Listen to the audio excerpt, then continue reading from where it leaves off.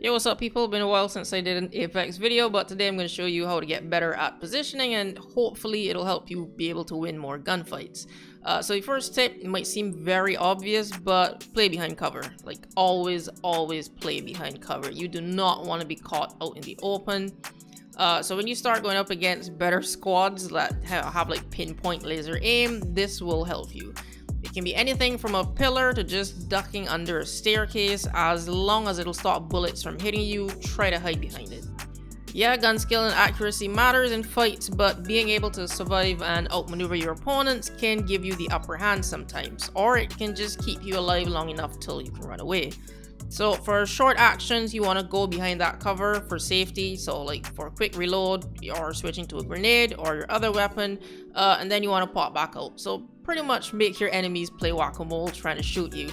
Just a quick duck, do the action, and then pop back up. And you kind of want to move left to right with it. Just try to be unpredictable and make yourself hard to hit. The next tip is to be close to cover before engaging in fights. A lesson that took me a while to learn, but just because you got the drop on a team does not mean jack shit. They'll turn around and straight laser you. Well, at least that happens to me in my lobbies. But yeah, before you engage a fight, just make sure there's kind of like a box or a rock or a loot bin, just anything that you can duck behind for cover in case they turn around and shoot at you. Pretty useful thing to do is using doors as shields. So doors in Apex kind of work in a weird way. They'll open from both sides, but if something is on the other side, then it won't open from your side. So this is a useful tactic for keeping enemies out while you heal, reload, or you can just use it to look around from the safety of inside. It's 2 melee hits to break down the door, and on the second hit, when the door breaks, there's like a slight delay for the other person between the kick animation and then bringing the gun back up. So you kind of got like a half-second window to start shooting first when the door breaks. You can also swing open doors and peek from behind them using the side glass panels. Along with using doors and cover, keep moving. Flanks and rotations are key. Apex tends to have moving gunfights, so you don't want to stay the same spot and just keep shooting. Keep moving around and look for flanks. Knowing where to go and like how to outsmart people will come with playing the game more often and memorizing the map, but knowing when to relocate or go for a flank is pretty easy. You can kind of tell when it's a stalemate, they're not killing you and you can't seem to kill them. You're just trading shots, so in situations like that, then you want to try to go for a flank, relocate, or you can simply just leave. That's the beauty of Apex. You can start a fight and you don't have to finish it, unlike a lot of games. Just leave. The faster you come to the conclusion of we can't win this fight, let's leave, the longer you'll stay alive. You're just wasting ammo and attracting more teams the longer you stay there. Yeah, sorry, that has nothing to do with positioning, just a pet peeve and I start a rant. I mean, it's still useful info though, just knowing when to leave is super important. Which brings us to the next point, analyze your surroundings. When you know the map like the back of your hand, it's easy to know where to go and how to flank your opponents and where certain blind spots are. But when you're going for a flank, you just want to move from cover to cover. Same thing for just regular gunfights. Run, slide, move from one object to the other, and you never ever want to run in a straight line or be seen out in the open for too long because you never know who's watching. So run from cover to cover and try to break lines of sight, and it'll make you a hard target to track and hit. So as I'm fighting, this is kind of how I'm seeing the map. I'm always moving from cover to cover and looking for the nearest place to hide in case I get shot at. If you're being chased, positioning can help you escape if you know how to play. The key is to use the environment around you. You want to get out of sight ASAP, so turning corners is an easy way to do this.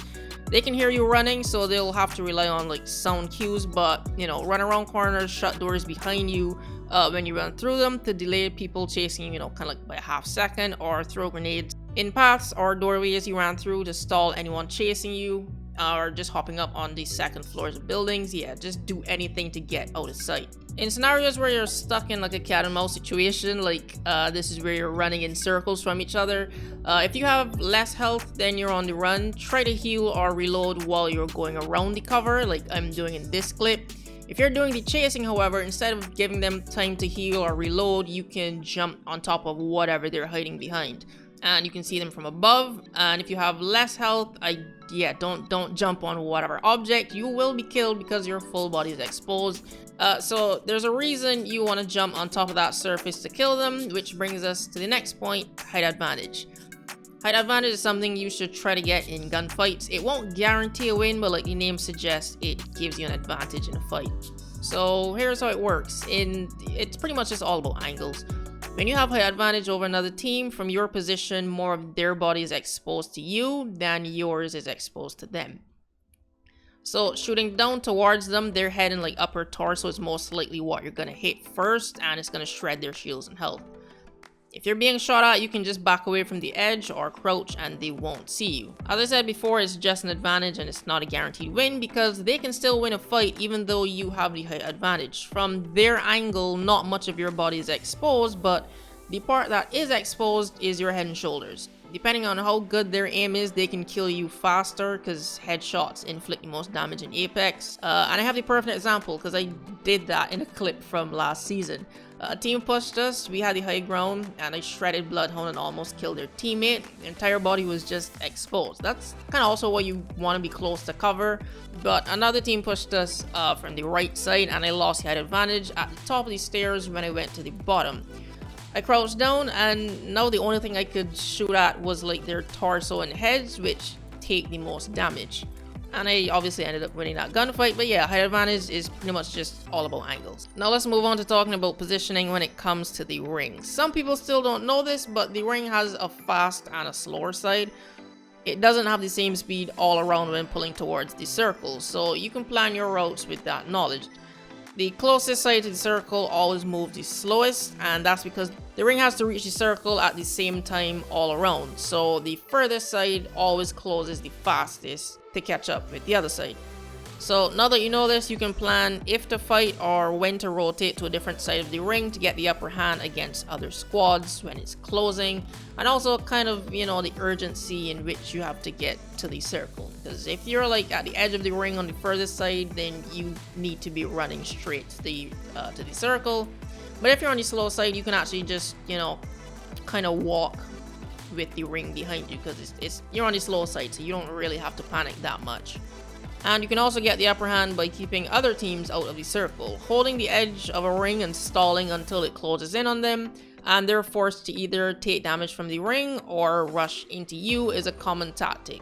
It works even better if you have defensive legends like Caustic Watson or Rampart, but I'd only suggest doing this tactic for ring 3 and up, because the damage from the first 2 rings is pretty negligible, and the enemy team can just run all the way around in the storm and still survive.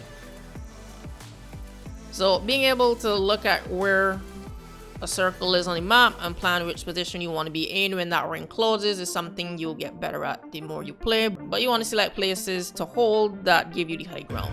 Height advantage is it's really important in this game. But yeah, that's the end of this video. If you found it helpful, you could leave a like.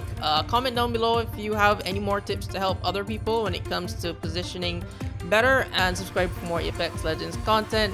Thanks for watching, and I'll see you in the next video.